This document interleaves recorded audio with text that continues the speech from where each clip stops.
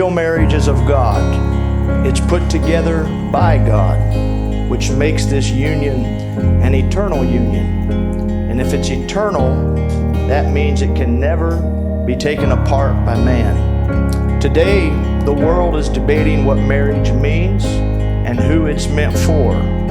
But marriage is meant for exactly who God said it was for, male and female. And male and female that God has joined together.